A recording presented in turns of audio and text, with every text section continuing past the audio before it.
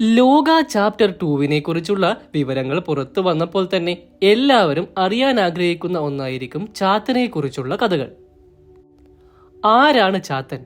400 കുട്ടിച്ചാത്തന്മാർ ആരൊക്കെയാണ്? എന്തായിരുന്നു അവരുടെ ജന്മലക്ഷ്യം?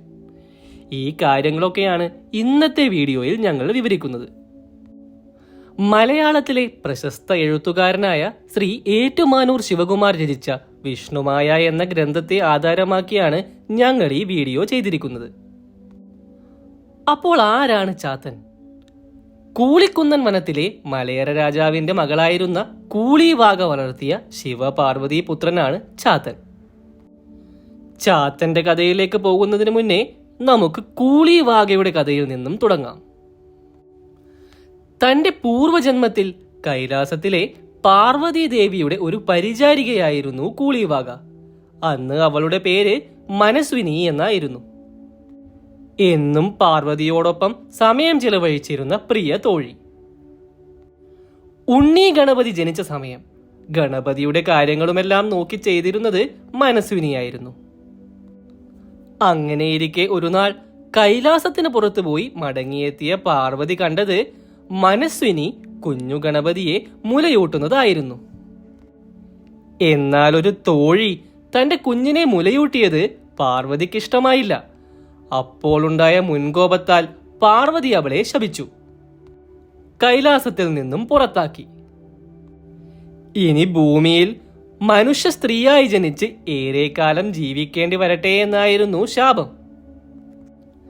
എന്നാൽ അല്പസമയം കഴിഞ്ഞ് കോപമെല്ലാം പോയപ്പോൾ പാർവതിക്ക് തന്റെ കോപത്തെയും ശാപത്തെയും കുറിച്ചോർത്ത് വിഷമമുണ്ടായി.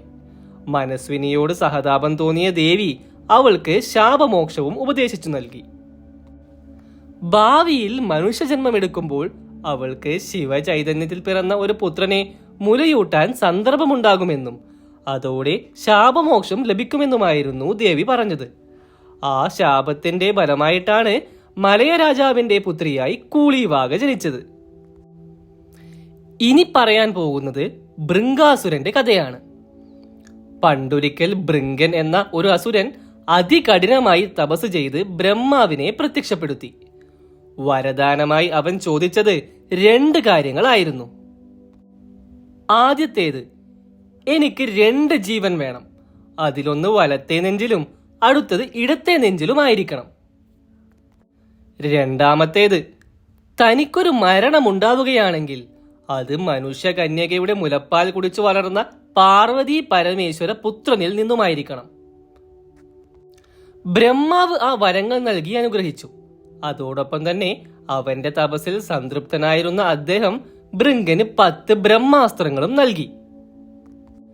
ശേഷം മറ്റെല്ലാ അസുരന്മാരെയും പോലെ തന്നെ ഭൃംഗനും വരദാനത്തിന്റെ ശക്തി കൊണ്ട് സമസ്ത ലോകത്തെയും വെട്ടിപ്പിടിക്കാൻ ഇറങ്ങി.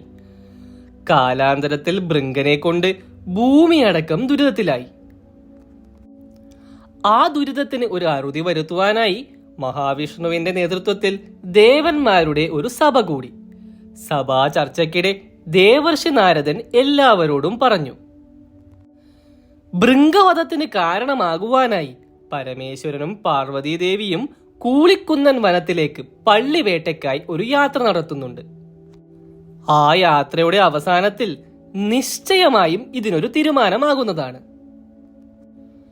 പള്ളിവേട്ടക്കിറങ്ങിയ ശിവപാർവതിമാർ ഭൂതഗണങ്ങളോടൊപ്പം കൂളിക്കുന്നൻ വനത്തിലെത്തി അവിടെ കൂളിയാറിന്റെ തീരത്ത് ഒരു പർണശാല കെട്ടി വനവാസ ജീവിതത്തിന് തുടക്കം കുറിച്ചു. അങ്ങനെയിരിക്കെ ഒരു നാൾ വനവേടന്റെ വേഷത്തിൽ കാട്ടിലൂടെ സഞ്ചരിക്കുകയായിരുന്ന പരമശിവൻ കൂളിയാറിൽ കുളിച്ചുകൊണ്ടിരിക്കുകയായിരുന്ന കൂളിവാകയെ കാണുവാനിടയായി. അവളുടെ സൗന്ദര്യത്തിൽ ആകൃഷ്ടനായ പരമശിവൻ അല്പനേരം അവളെ തന്നെ നോക്കി നിന്നു. തന്നെ ആരോ വീക്ഷിക്കുന്നുണ്ടെന്ന് മനസ്സിലാക്കിയ കൂളിവാകയും വേടവേഷധാരിയായ ശിവനെ കണ്ട് ഭയന്ന് വെള്ളത്തിൽ തന്നെ നിന്നു. എന്നാൽ അപ്പോഴേക്കും ശിവന് കൂളിവാകയോട് ഒരു ആഗ്രഹം തോന്നിയിട്ടുണ്ടായിരുന്നു. അത് അദ്ദേഹം അവളെ അറിയിച്ചു. എന്നാൽ പേടി തോന്നിയ കൂളിവാക തന്റെ ഇഷ്ടദേവതയായ പാർവതീദേവിയെ തന്നെ തന്റെ രക്ഷക്കായി വിളിച്ചു. ആ സമയം കണ്ണുകൾ അടച്ചിരിക്കുകയായിരുന്ന അവളുടെ ചെവിയിൽ ഒരു അശരീരി മുഴങ്ങി. ഭക്തേ, ഭയപ്പെടേണ്ടതില്ല. നിന്റെ രക്ഷക്കായി ഞാൻ എപ്പോഴും നിന്നോടൊപ്പമുണ്ട്. ശേഷം കുറച്ചു സമയത്തേക്ക് തനിക്കു ചുറ്റും എന്താണ് സംഭവിക്കുന്നത് എന്ന് കൂളിവാകയ്ക്ക് മനസ്സിലായില്ല. അവൾ വേറെ ഏതോ ലോകത്തിലായിരുന്നു എന്ന പോലെ. സ്വബോധത്തിലേക്ക് തിരിച്ചെത്തിയപ്പോൾ അവൾ ഭയന്ന് തന്റെ കൊട്ടാരത്തിലേക്ക് തിരികെ ഓടി. പക്ഷേ അപ്പോഴും മനസ്സിൽ മുഴുവനും മുൻപേ നടന്ന കാര്യങ്ങൾ തന്നെയായിരുന്നു. രാത്രി ഏറെ നേരമായിട്ടും അതിനെക്കുറിച്ച് തന്നെ ഓർത്ത് കൂളിവാക തന്റെ ഉദ്യാനത്തിൽ ചിന്താമഗ്നയായിരുന്നു. ആ സമയത്താണ് കൂളിവാകയുടെ മുന്നിൽ ഒരു സ്ത്രീ രൂപം പ്രത്യക്ഷപ്പെട്ടത്. ആ രൂപം ശ്രദ്ധിച്ച കൂളിവാക സ്തബ്ധയായിപ്പോയി. അതിനും തന്റെ അതേ രൂപം. പക്ഷേ കൂളിവാക നോക്കി നിൽക്കെ തന്നെ ആ സ്ത്രീ രൂപം മാറി സാക്ഷാൽ പാർവതി ദേവിയായി മാറി. ഒന്നും മനസ്സിലാവാതെ നിന്ന കൂളിവാകയോട് ദേവി വിവരിച്ചു. കൂളിയാറിന്റെ തീരത്ത് നീ കണ്ട ആ മലവേടൻ അത് സാക്ഷാൽ പരമേശ്വരൻ തന്നെയായിരുന്നു. ആ സമയം നിന്റെ ശരീരത്തിൽ ഞാൻ പ്രവേശിക്കുകയായിരുന്നു. അങ്ങനെ പാർവതി പരമേശ്വര സംഗമത്തിന് നീ അവിടെ സാക്ഷിയായി. ശേഷം കൂളിവാകയുടെ പൂർവ്വജന്മത്തെക്കുറിച്ച് കൂടി പാർവതി ദേവി പറഞ്ഞുകൊടുത്തു. എല്ലാം കേട്ട് അത്ഭുത സ്തബ്ധയായി കൂളിവാക നിൽക്കവേ പാർവതി ദേവിയുടെ കൈകളിൽ ഒരു കൈക്കുഞ്ഞ് പ്രത്യക്ഷപ്പെട്ടു. ആ കുഞ്ഞിനെ കൂളിവാകയുടെ കൈകളിലേക്ക് കൊടുത്തുകൊണ്ട് ദേവി പറഞ്ഞു, ഇവൻ എന്റെയും പരമശിവന്റെയും ചൈതന്യത്തിൽ പിറന്ന പുത്രനാണ്. ഇനി ഇവനെ മുലയൂട്ടി വളർത്തേണ്ടത് നീയാണ്. ഇവൻ അസാമാന്യ കഴിവുള്ള ഒരു പുത്രനാകും. 7 വർഷങ്ങൾ കഴിയുമ്പോൾ ഇവനെ നീ കൈലാസത്തിലേക്ക് അയക്കണം. ഞങ്ങളുടെ അനുഗ്രഹവും ഉപദേശങ്ങളും നൽകി ലോകരക്ഷകനാകാൻ പ്രാപ്തനാക്കി അവനെ തിരിച്ചയച്ചു കൊള്ളാം. ശേഷം ദേവി അപ്രത്യക്ഷയായി. കുഞ്ഞിനെ കണ്ട മലയ രാജാവും ഏറെ സന്തോഷവാനായി. എല്ലാവരും ചേർന്ന് അവനൊരു പേരിട്ടു, ചാത്തൻ. മലയ രാജാവിന് കൂളിവാകയെ കൂടാതെ ഒരു മകൾ കൂടി ഉണ്ടായിരുന്നു, കരിനീലി. കരിനീലിക്ക് ഒരു പുത്രനുണ്ട്. അവന്റെ പേരാണ് കരിങ്കുട്ടി. കരിങ്കുട്ടിയും ചാത്തനും തമ്മിൽ വലിയ പ്രായ വ്യത്യാസമൊന്നും ഉണ്ടായിരുന്നില്ല. അതിനാൽ ഉറ്റ തോഴന്മാരായാണ് അവർ രണ്ടുപേരും വളർന്നത്. പള്ളിവേട്ട കഴിഞ്ഞ് പാർവതി പരമേശ്വരന്മാർ മടങ്ങിപ്പോകവേ അടുത്തുള്ള കാട്ടിലെത്തിയപ്പോൾ ഒരു പാലമരത്തിന്റെ ചുവട്ടിൽ ഒരു കൊച്ചു കുഞ്ഞിരുന്ന് കരയുന്നത് കണ്ടു. കണ്ടയുടൻ തന്നെ ദേവി ആ കുഞ്ഞിനെ തന്റെ കൈകളിലേക്ക് വാരിയെടുത്തു. അപ്പോഴാണ് അവർക്ക് ആ കുഞ്ഞിന്റെ ജനനത്തെക്കുറിച്ച് ഓർമ്മ വന്നത്. പള്ളിവേട്ടയ്ക്കായി കൂളിക്കുന്നൻ വനത്തിലേക്ക് പോകുമ്പോൾ അവർ അന്നും ഇതേ വഴി വന്നിരുന്നു. ആ സമയത്ത് അവിടെ ഒരു തടാകത്തിൽ ഒരു മലയ യുവാവും യുവതിയും പ്രണയസല്ലാപത്തിൽ ഏർപ്പെടുന്നത് അവർ കാണുവാനിടയായി. അത് കണ്ട പരമശിവൻ അവരറിയാതെ അവർക്കൊരു അനുഗ്രഹവും നൽകി.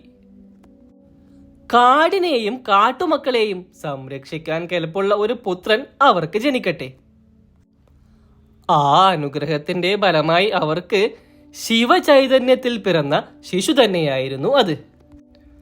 ശിവപാർവതിമാർ തന്നെ അവനൊരു പേരു നൽകി, മലനായാടി. മാത്രമല്ല ദേവിയുടെ മനസ്സിൽ മറ്റൊരു ചിന്ത കൂടി പോയി.